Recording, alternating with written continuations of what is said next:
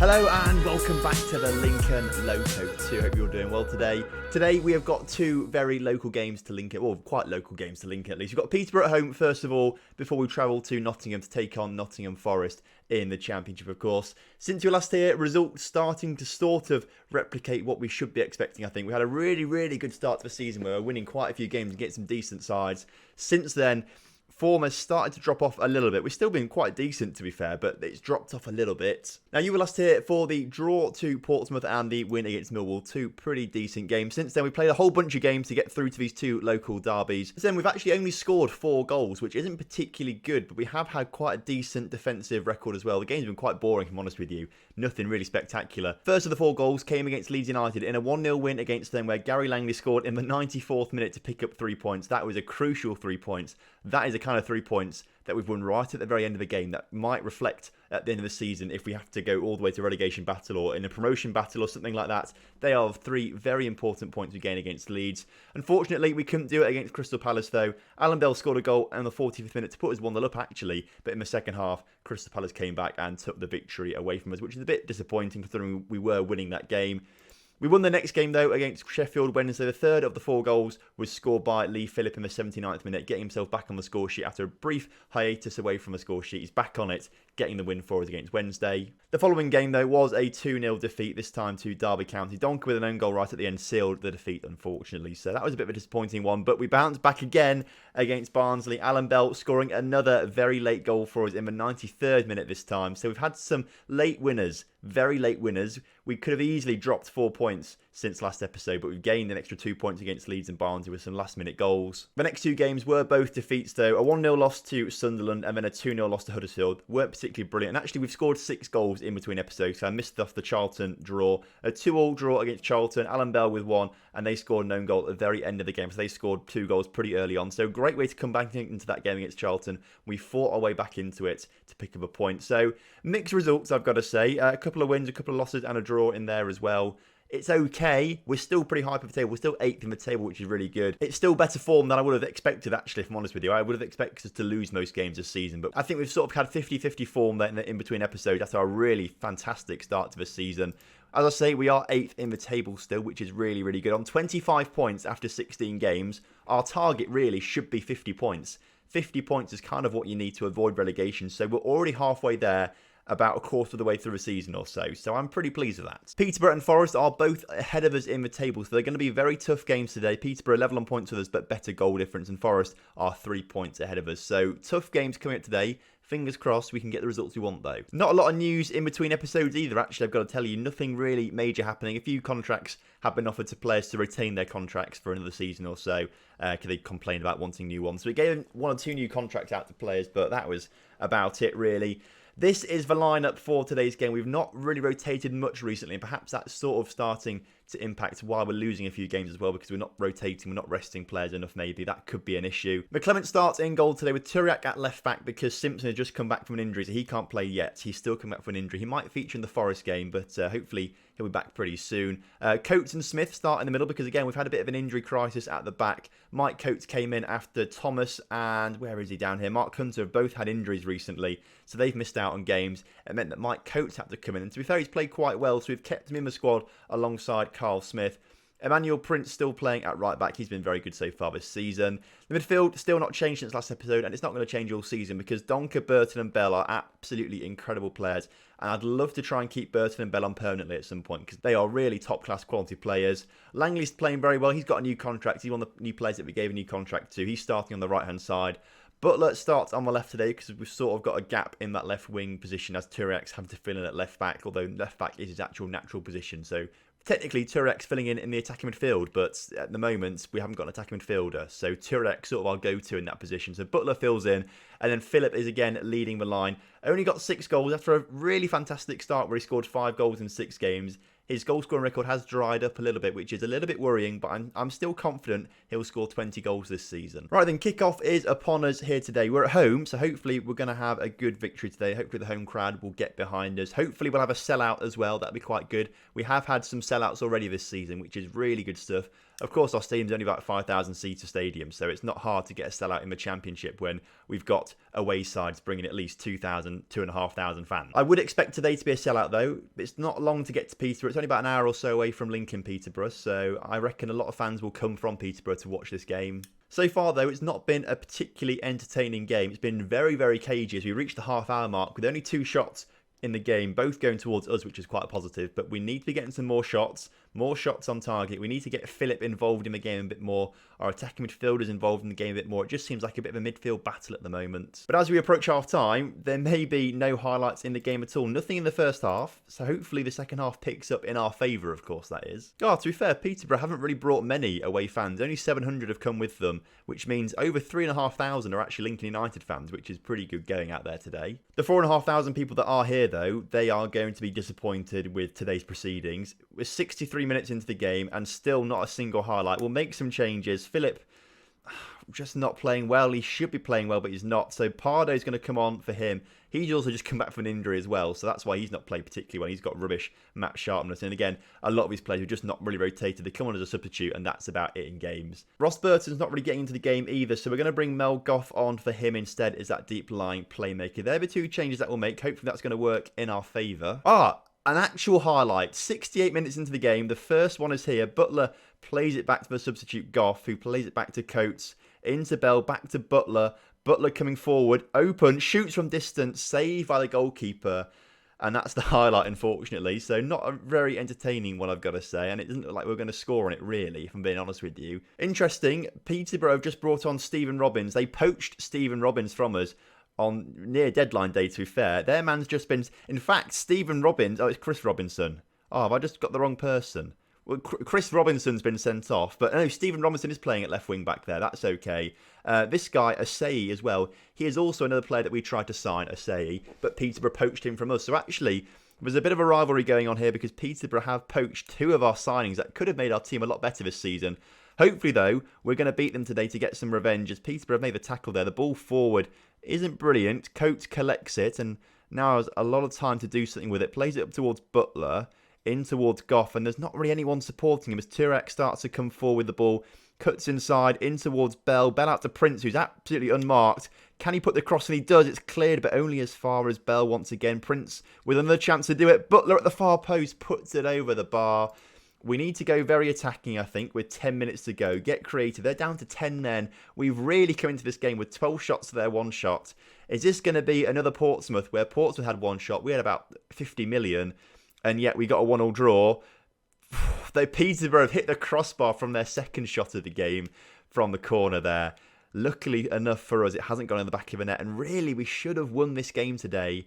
There's been very little highlights until the final few moments of the game when I think we've been in control, really. McClement collects the corner and with 3 minutes now to grab a goal. But as the clock ticks down and there's only this free kick to go, Turek doesn't put it in the back of the net. It's cleared. That's full time. 0-0 will take the clean sheet, definitely. But when you look at the stats, really, we should have won this game. At the same time, though, I'm very happy that we are upset with 0-0 draws. Because at the start of the season, I would have taken 0-0 draws all season. The fact that we're upset that we've got a 0-0 draw because we should have won it, that shows to me we are a very decent side this season. We dropped down 1 position to 9th in the table on 26 points, but we're still well within that playoff reach at the moment. I'm not expecting to be there at the end of the season, of course. I'm expecting us to be more mid-table, but the longer we stay up there, the better I'm going to say it is. We've now got 2 weeks off before the Forest game because there's some international duty going on. So Donker is on international duty. Interestingly, Turek and Langley usually get called up for international duty as well for Romania and Ireland respectively, but clearly not been called up at the moment. Also, slightly unrelated at the moment, but does anyone still play Pokemon Go? Because, I mean, I've not played it for years until this past week when one of my friends was like, I've re-downloaded it, I'm playing it again. It's amazing. You should download it. And I've just been playing the hell out of Pokemon Go the past week. So I don't know if anyone else has been playing it at all or still plays it or things like that. Or you want to give it another go. But if you do, leave your trainer number down in the comment section. And then we can add each other on Pokemon Go. Also, if we do that as well, I can also get better than my friends. Because you can send each other gifts, which send them like Pokeballs and things like that. And I need them because I'm pretty low at the moment. So if you want to like comment down below, I'll add you and things like that. Add each other if you want to add each other. That'll be grand. Well, this isn't good, is it? Alan Bell, who is our best player, has now picked up an injury for 3 to 4 weeks. It's not too bad. It's only 3 to 4 weeks, but we are going to miss him for 1, 2, 3, maybe up to the Southampton game. For us with ourselves here, that's a long time to miss him. So we're going to have to try and get on without him today, which is, why couldn't he get injured right before the international break? Then it wouldn't matter too much, would it? That's the issue here. Simpson is still apparently injured, although we've had 2 weeks off, so I'm not quite sure why he's still injured. So I'm not going to start him today. Turak will stay at left back and Butler will stay on left wing. I thought we were back by now, which is a bit of a weird one. Goff is going to have to come on the pitch instead of Bell, I think. But no one's really a ball-winning midfielder, which is what we need if we're honest with ourselves here. We are a little bit light on the ground for midfielders. Stan Porter might be able to come on as a Stan Porter will do a job then as the ball-winning midfielder. And again, other than that, I don't really feel a need to change things. Like, I think this really is the best lineup we have available to us. Mark Hunter. Let's bring Mark Hunter on instead of Coates, maybe. But Coates has played. It's a bit of a risky one. We'll do it anyway, just because Hunter's not played for a while and probably deserves to have another go at centre-back sort of thing. So there's the lineup. It's slightly weaker, perhaps, than the last game against Peterborough, but we've got to go for it against Forest today. Away from home as well. It's going to be a very tough game because Forest are a decent side in this version of the football universe at the moment. Matty Cash still playing for as well, which is quite interesting. How old is he now? 33 in this game, so he must be quite young. But I thought he was more like mid-20s, like 23, 24, but clearly he must be younger than that in real life if he's still playing at the moment for Nottingham Forest in, 2034 we in at the moment sort of thing. They are coming forward very early on, although we've made the interception there, and Butler can race forward as we come forward. Their defence looks pretty solid, and it is solid because they made a very good tackle there, and Turak can collect their clearance, plays it back to McClement, who I thought was going to go in the back of his own net then for a moment, so I'm glad it didn't do that. Hunter, coming back from injury, plays it into the midfielders. Butler now races forward with the ball, stops in his tracks, but plays it out towards Burton, into Porter. Porter now with a bit of space, into Philip. Philip puts it just wide of the post, and I think something has knocked his confidence recently, because in the first 5 games of the season, that would have been in the back of a net easily, as he's back on the ball once again now. Butler shoots from distance, saved by the keeper once again. So Forest under pressure from us early on. Turak's corner, are we going to score from it? No, but Burton does collect the loose ball, plays it into Smith, who plays it across to Turak, who's got a lot of space. Hunter back to Turak. The highlight ends. What's that about? We're about to score a goal there. That is the worst part of Football Manager sometimes, when it builds you up with a highlight like that. You think you're about to put the cross in, score the goal, and then the highlight finishes like that. Again, though, in a similar vein to how we played against Peterborough, we are playing very well against Forest today, dominating the stats right now, which is much better than how we played in between episodes. And some of those games that we lost, we deserved to lose them, if you know what I mean. Our stats weren't in it. We weren't really in the game at all. So to be visibly the better side against Peterborough and Forest is really good stuff. And again, another chance goes begging for us, unfortunately. Coming forward once again, looking for another chance as Burton is... No one's challenging him. He's got absolutely acres of time on the ball to do something with it, as does Turak, as he puts the ball in. Surely we're going to be scoring goals if they give us this much space, as Butler on the edge of the area into Burton, puts it over the bar, but they're just giving us so much space for us at the moment. I can almost guarantee that they're going to score a goal now. Almost guarantee it, as they're on the edge of the area. There we go. Goal. Massively against the run of play, this goal as well. Massively. I've just seen the possession stats.